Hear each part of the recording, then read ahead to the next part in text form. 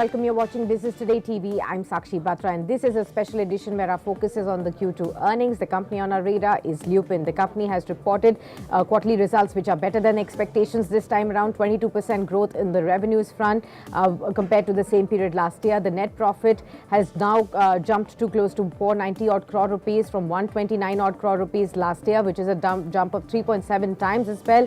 The operating profit or the EBITDA has doubled on a year-on-year basis to 917 odd crore rupees. The margins have also expanded pretty sharply by 700 basis points vis-a-vis last year too. Now, to tell us some more insights on what really led to the strong performance in this quarter, and will this performance also be seen in the coming quarters too, Mr. Ramesh Swaminathan, ED and Global CFO, Head of Corporate Affairs at Lupin, joins in. Welcome, sir. Thank you so much for taking the time out. Congratulations on the strong set of numbers, beat on most of the accounts that the analysts were penciling in. What really led to the strong performance in Q2, and more importantly, can the growth and these numbers be sustainable going forward?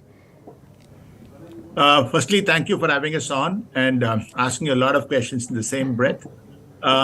Yes, the performance has been led by America, where we've actually been, looking at a very rich pipeline going forward, and a lot of this has come to fruit.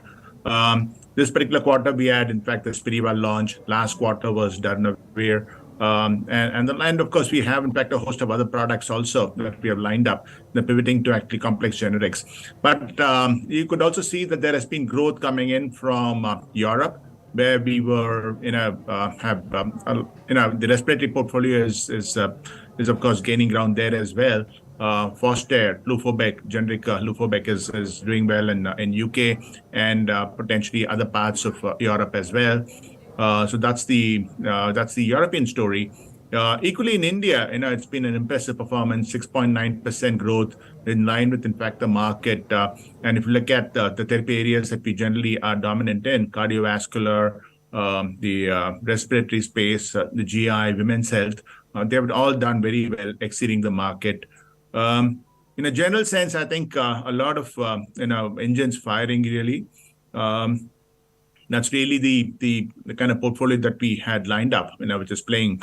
But having said that, it's actually all-round execution, which really is the key. So whilst the top line has really helped dramatic, in terms of a dramatic shift, we also have, in fact, a lot of initiatives that we had kind of carried forward over time, essentially focusing on reining in costs on various fronts, essentially looking at the various initiatives that are taken in terms of alternate vendor development, in terms of routes to synthesis, and of course the workforce planning that we kind of initiated across various factories at the R&D level, SG&A expenses, and a host of other things that we said were essentially inefficiencies because of supply chain issues and so on, which you kind of addressed over time, and still some more work to go, so to speak, on that front.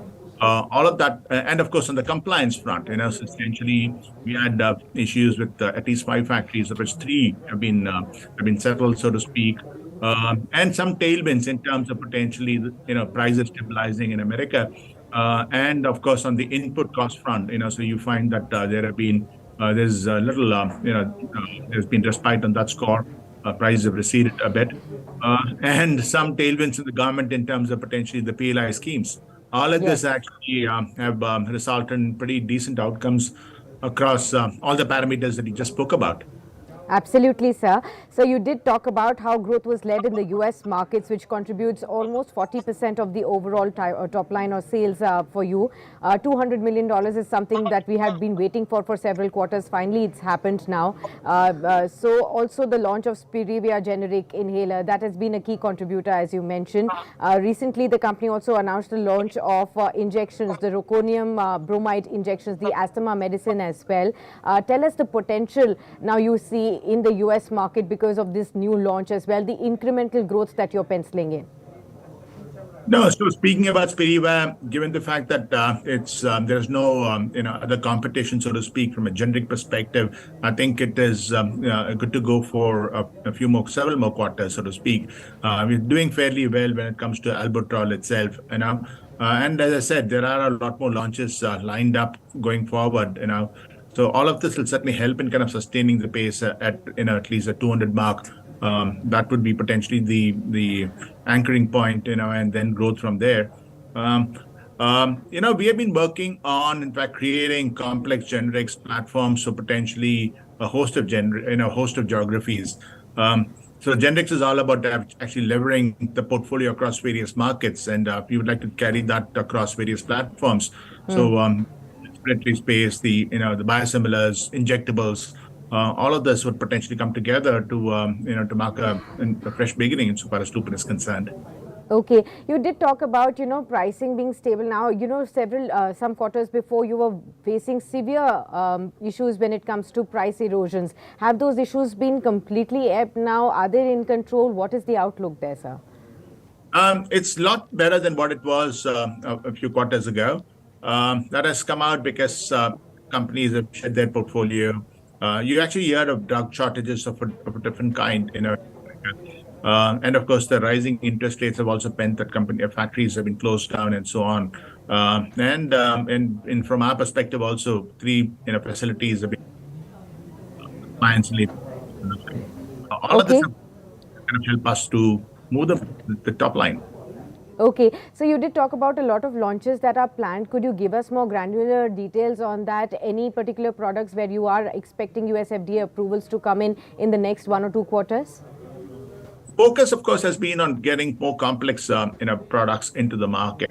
So I think that insofar as respiratory is concerned, I think we have actually given you a good flavor for, at least insofar as the recent launches go, Albuterol, Spiriva, all of these will have a good run going, for some more quarters and so on. Like in America, in Europe, there are products lined up for the cyanocobalamin. Then there's a whole host of injectable products. You have ophthalmic products, which should also come in during the course of the year itself. And going forward, if you fast forward to the next 5 years, I would say about the good contribution. Okay, I guess there is some technical glitch, so we are not able to hear your answer, properly. But let's try and figure out from our PCR as well if we can fix that. Meanwhile, I'll quickly try and ask you on the India prospect as well, sir. The India growth was this time around 7% odd. And this contributes a third of the total or overall top line as well. Year on year, it has grown 1,691 odd crore rupees. What's the outlook on the India business? You did talk about some of the policy level changes, the PLI introduction that has really helped you. But analysts were somehow penciling an 8 to 9% odd growth. Are you happy with the 7% growth overall, and or are there any pressures that you'd like to tell us? We're pretty happy with our overall growth. If you actually look at the first half, so the first quarter, of course, was a resounding growth.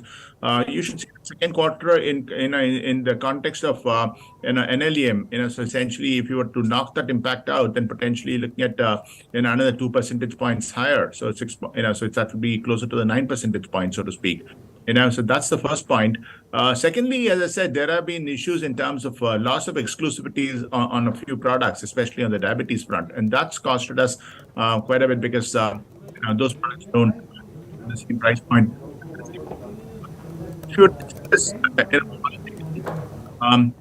We would say that we are at least a good 30% above the market, and very, very, very strong.